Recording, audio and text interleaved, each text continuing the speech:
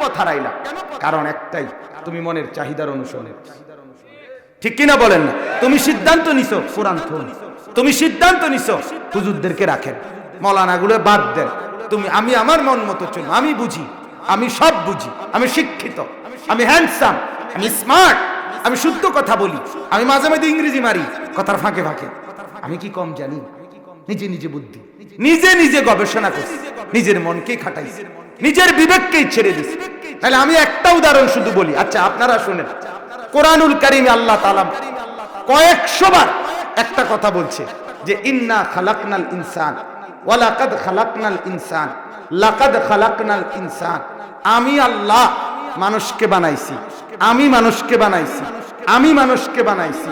আল্লাহ বলছে মিন নাফসিন ওয়াহিদা, আদম থেকে বানাইছি, ওয়া খালাকা মিনহা যাওজাহা, আমি আদম থেকে তার স্ত্রী হাওয়াকে বানাইছি, ওয়া বাসসা মিনহুমা রিজালান কাসীরান ওয়া নিসা, আদম আর হাওয়ার মাধ্যম হয়ে অগণিত নারী পুরুষ পৃথিবীতে ছড়িয়ে দিয়েছি।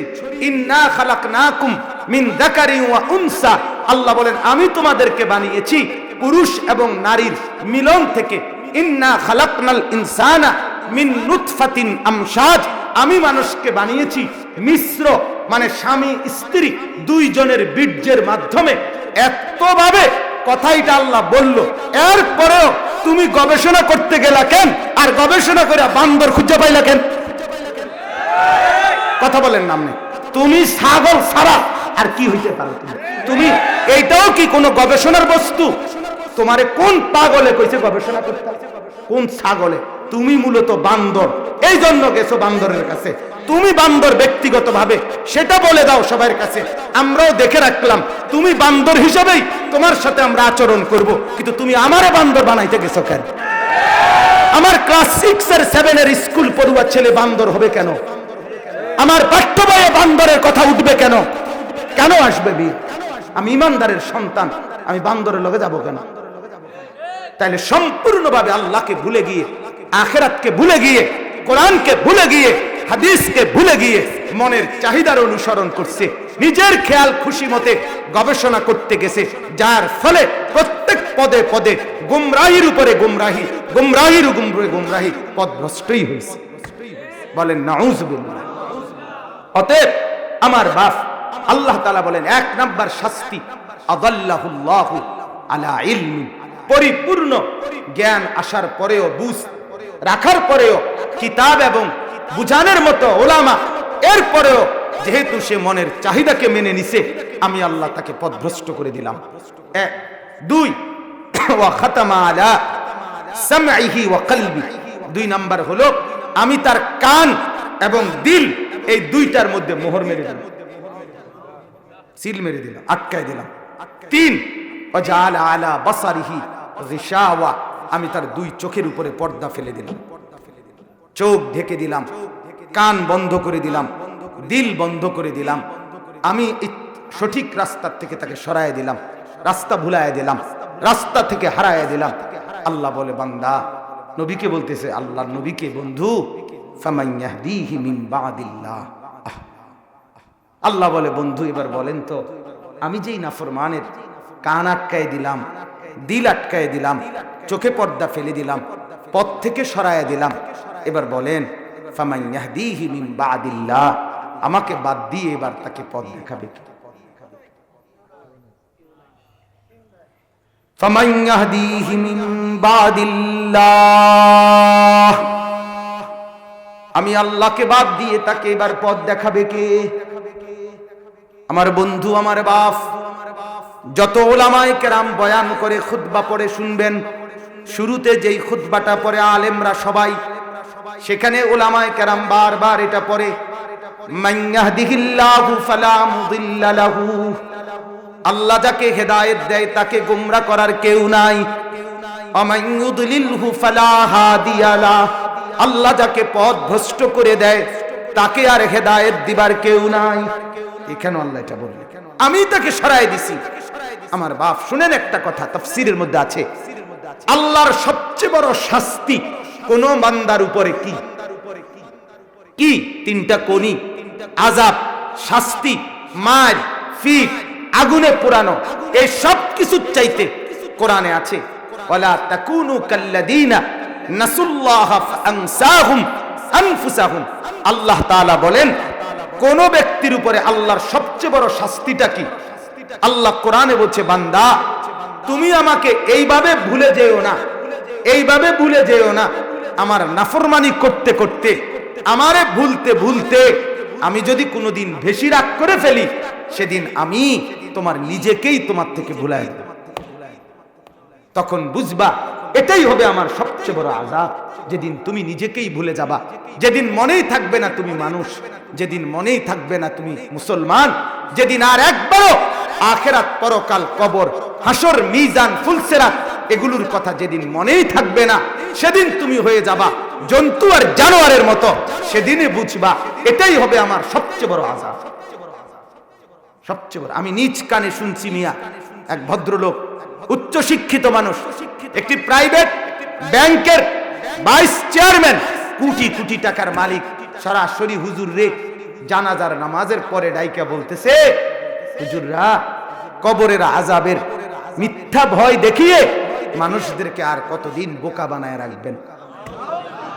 অথচ ওই জানোয়ার নিজেও জানাজাতে,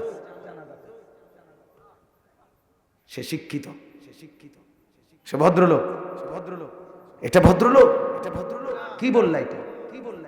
আমরা মৌলবীরা আমরা বোকা বানাচ্ছি আপনাদেরকে কবরের আযাবের মিথ্যা ভয় দেখি, ভাতের অভাবে, আমরা ভাতের অভাবে আপনাদেরকে মিথ্যা বলছি, ঠিক না? আমরা বোকা, যে আমরা কিছুই বুঝি না, আমরা দুনিয়া বুঝি না। দুনিয়া না বুঝার কি আছে বা? দুনিয়া আপনি যদি ফাঙ্গাস তেলাফিয়া খাইয়া বড় হন, আমি কি সিরে খাইয়া বড় হয়েছি? তাই বুঝতাম না কেন? কথা বলেন না কেন?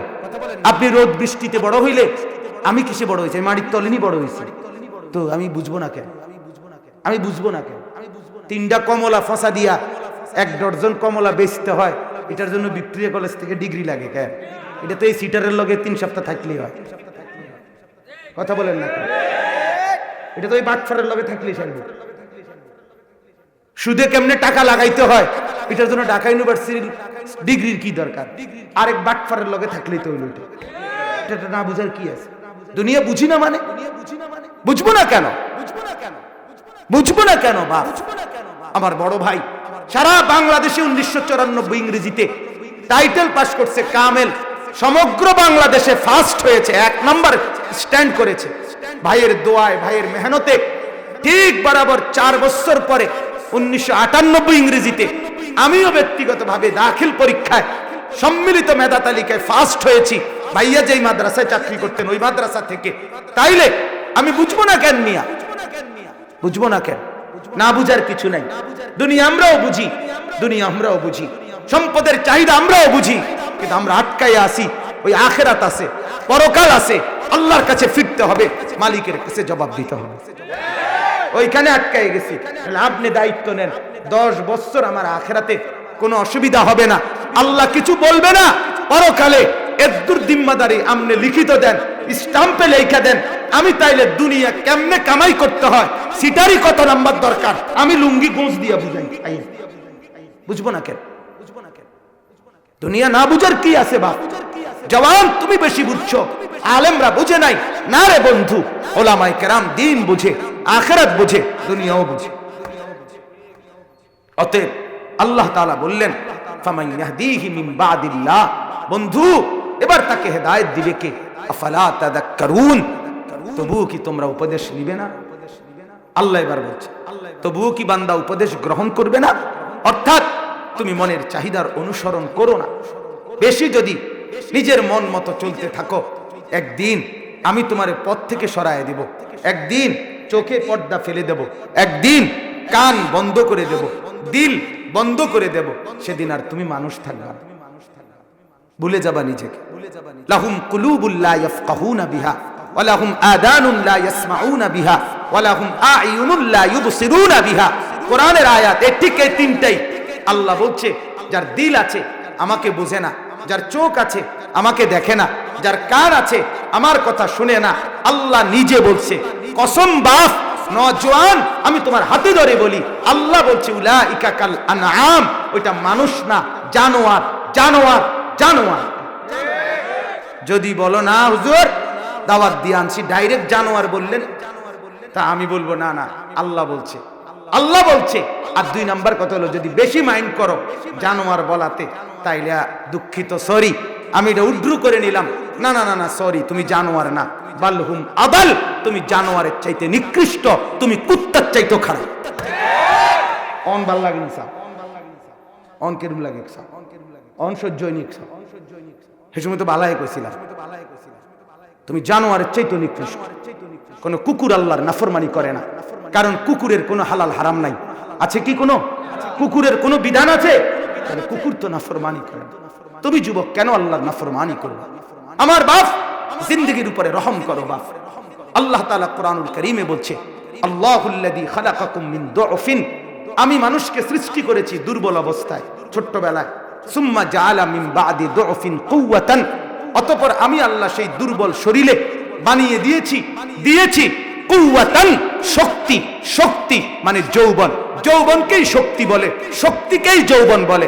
সুম্মা জাআলা মিন বাদি কুওয়াতিন দুআফান ওয়া শাইবা, পুনরায় আবার সেই শক্তি সামর্থ্যবান শরীরে ফিরিয়ে দিয়েছি দুর্বলতা এবং বৃদ্ধ অবস্থা।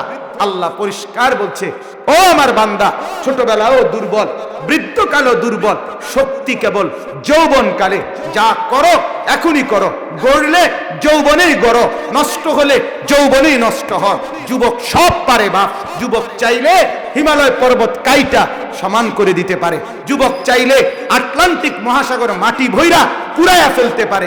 যৌবন সব সম্ভব, কারণ এটাই শক্তি, এটাই সামর্থ্য। কাজে গড়লে এখনই গড়ো, নষ্ট হইলে এখনই নষ্ট হয়। ফয়সালা করো।